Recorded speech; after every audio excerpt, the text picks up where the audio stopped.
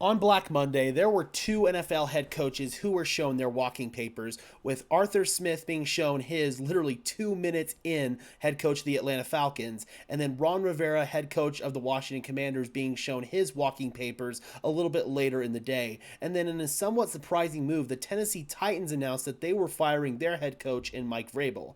One name we still have yet to hear at 11:30 p.m. Eastern Time on January 9th is Bill Belichick.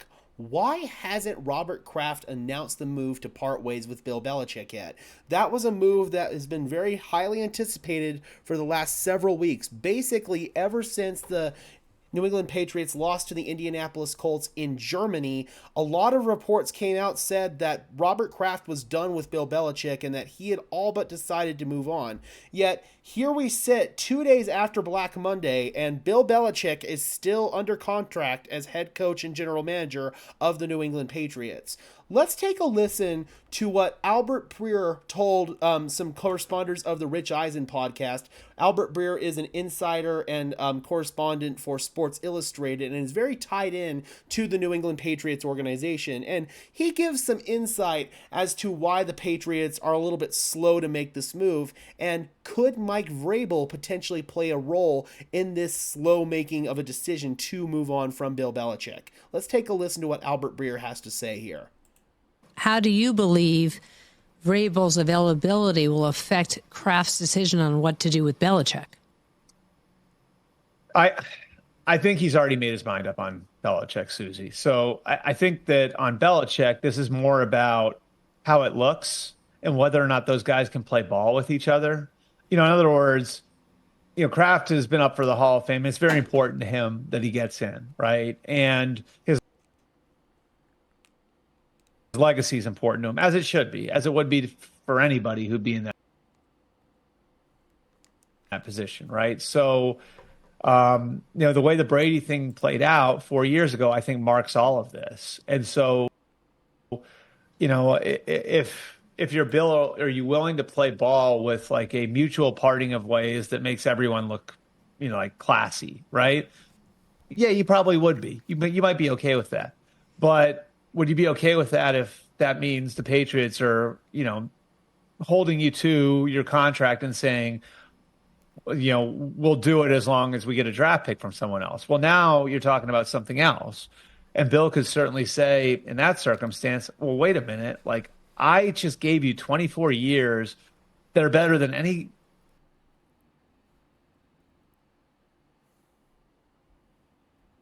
team ever.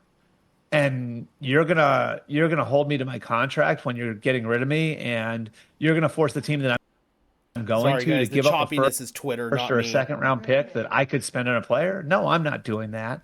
So, I think what this week is about, as much as anything for the Krafts and for Belichick, is A, figuring out where it all went wrong, which is part of all these discussions always, and then B, figuring out what the best way to separate is. And, you'd hope, based on all they've accomplished together, that it wouldn't come down to Kraft saying, we need to get draft picks for you if you're going to go somewhere else, and Belichick saying, okay, then fire me.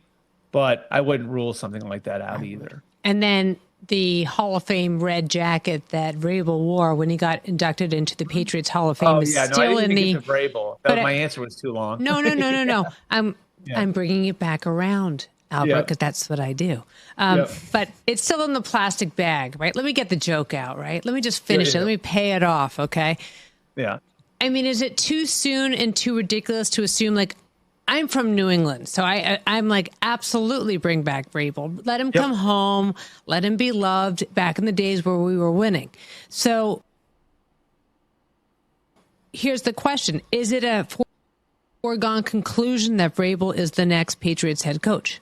I don't think it's a foregone conclusion. I think a lot of it depends, again, on that word structure, right? And so, like, I think I look at, like, Mike, and again, like, I think the idea that there was a huge problem between him and Rand was completely overblown. But I do think that, like, there's a certain structure that Mike would be more comfortable with, which includes the head coach having a lot of say in personnel. And if you look at his history and where Mike has worked and where he played, He played in Bill Cowher's Pittsburgh. He played in Bill Belichick's New England. He worked in Urban Meyer's Ohio State. He worked in Bill O'Brien's Houston, all places that had head coaches who had a lot of say as far as picking the players go. So does Robert Kraft, with his team needing like a pretty serious overhaul, I'm sure he loves Mike and would love to have Mike as his head coach. Is he okay with going all in on Mike to that degree? And then, if you're Mike, are you comfortable going to a place that right now doesn't have a quarterback and needs probably a year or two, an offseason or two, to get itself back to where it needs to be?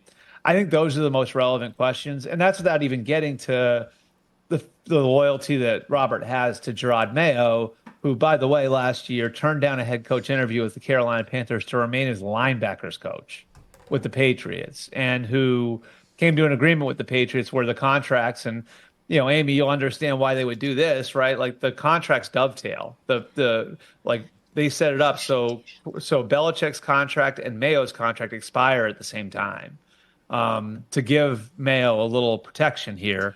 And so, does the loyalty to Mayo come into play? I think that's another factor. Check out new episodes. Right, so I think there is a lot to unpack right there.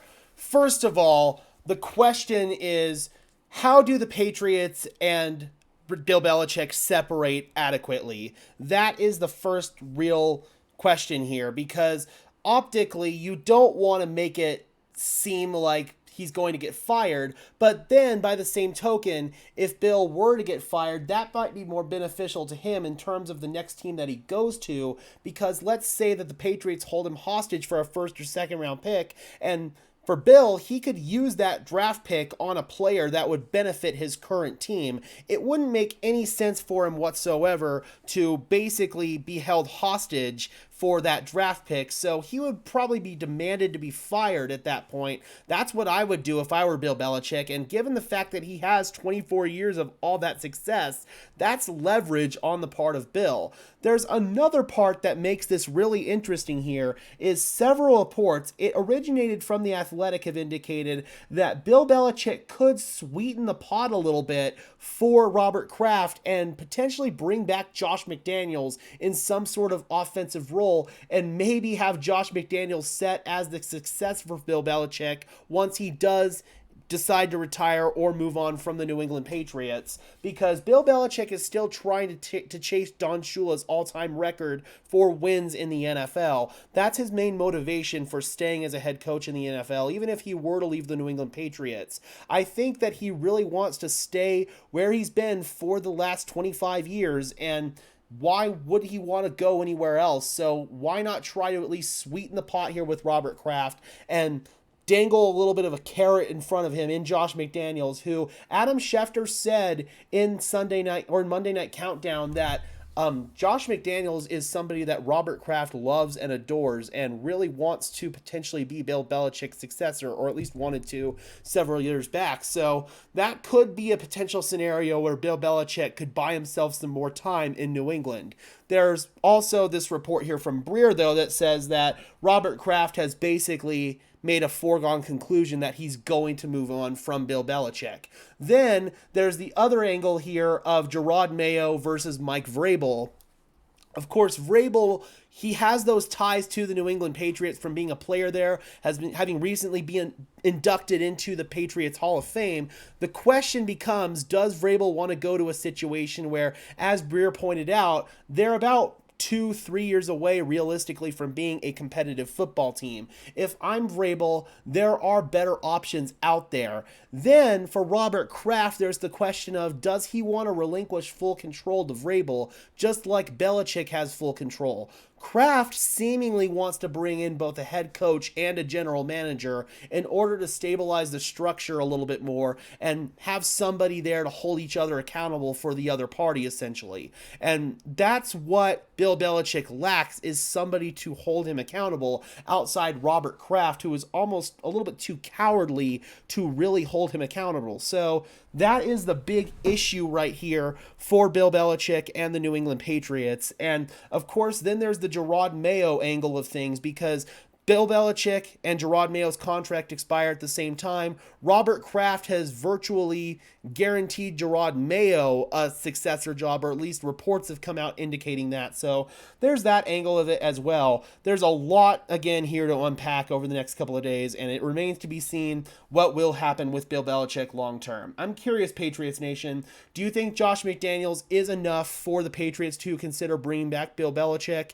And do you feel like Mike Vrabel or Gerard Mayo would be a better fit for you guys long term? Drop those comments down below. I would love to hear your thoughts as always. Be sure to leave a like on this video as well as subscribe and ring the bell so these videos appear in your notification feed. I would really appreciate it, guys. Those are two free and easy ways to show your support. Helps tell YouTube's algorithm to push us out and helps us get seen by more and more NFL fans just like you and me. And until next time, guys, I am your host, Gage Madrid, saying peace out.